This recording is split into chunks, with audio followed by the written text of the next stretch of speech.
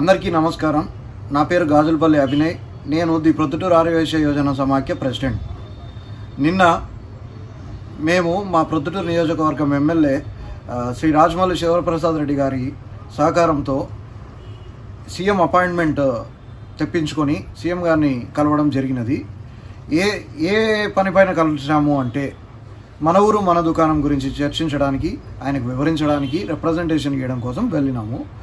ఈ రిప్రజెంటేషన్లో భాగంగా మేము ఆయనకు వివరించిన విషయాలు ఏంటి అంటే, లోకల్ అంటే స్థానిక వ్యాపారస్తులకు కార్పొరేట్స్ ద్వారా లేదా స్థానికేతర వ్యాపారస్తులు అంటే పెద్ద పెద్ద షాపింగ్ మాల్స్ ఇవన్నీ రావడం వల్ల స్థానిక దుకాణదారులు వ్యాపారస్తులు పడుతున్న ఇబ్బందుల గురించి ఆయనకు పూర్తిగా క్లియర్గా ఎక్స్ప్లెయిన్ చేయడం జరిగినది.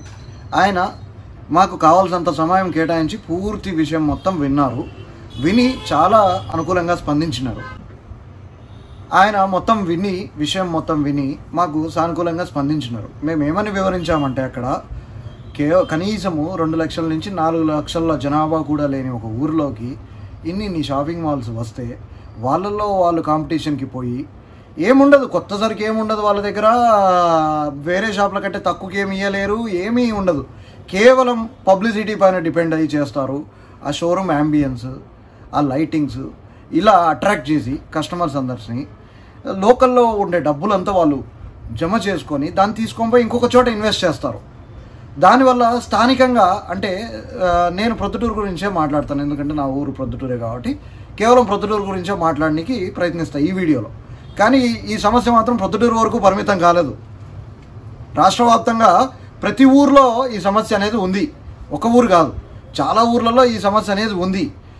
సో నేను చెప్పేది ఏంటంటే, ఒక ప్రొద్దుటూరునే కన్సిడర్ చేస్తే మీరు ఇంత చిన్న ఊర్లో అంటే కనీసం 2 లక్షల నుంచి 3 లక్షల లోపల జనాభా ఉన్న ఒక ఊరిలోకే ఇన్ని షాపింగ్ మాల్స్ వచ్చినప్పుడు ఏమవుతుందంటే, లోకల్ బిజినెస్ అంతా వాళ్ళు అట్రాక్ట్ చేసేస్తారు. ఓపెనింగ్ కోసమే వాళ్ళు కొన్ని కోట్లు ఖర్చు చేస్తారు, అడ్వర్టైజ్మెంట్స్ కోసము.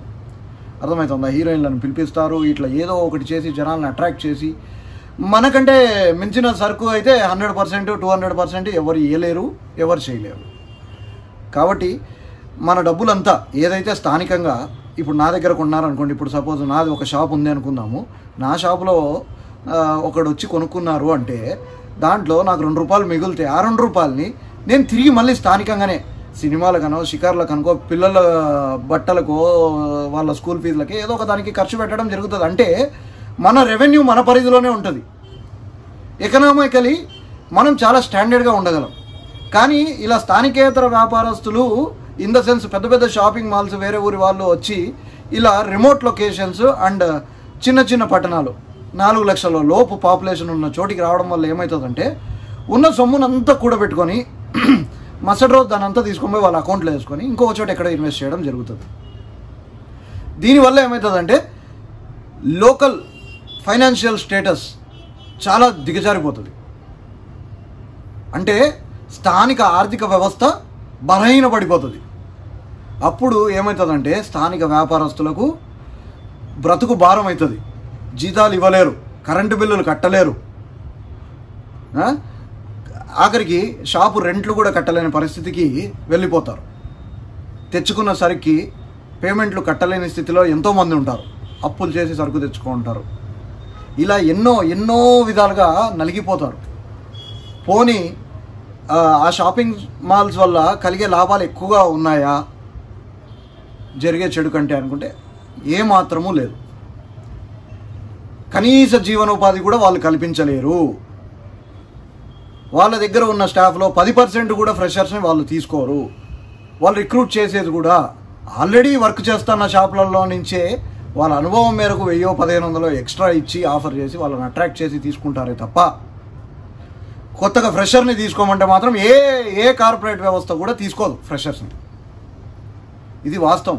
ఇవన్నీ గమనించమని చెప్పి దీనిపైన ఒకసారి దృష్టి పెట్టమని చెప్పి మేము సీఎం గారిని కోరడం జరిగింది.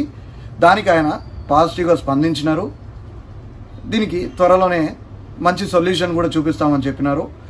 కలెక్టర్ గారికి అండ్ ఎంపీ గారికి, ఎమ్మెల్యే గారికి కూడా చెప్పినారు. దీనిపైన సత్వరంగా స్పందించి రెస్పాన్స్ ఇవ్వమని వాళ్ళకు చెప్పినారు. అందరినీ కలిసి కమ్యూనికేట్ చేసుకొని అందరు కలిసి కూర్చొని మాట్లాడుకొని దీనికంటే ఒక పరిష్కారం వెతుక్కోండి అని చెప్పేసి చెప్పినారు. దానికి వాళ్ళు పూర్తిగా సహకరిస్తామని చెప్పి మాకు మాట ఇవ్వడం జరిగినది.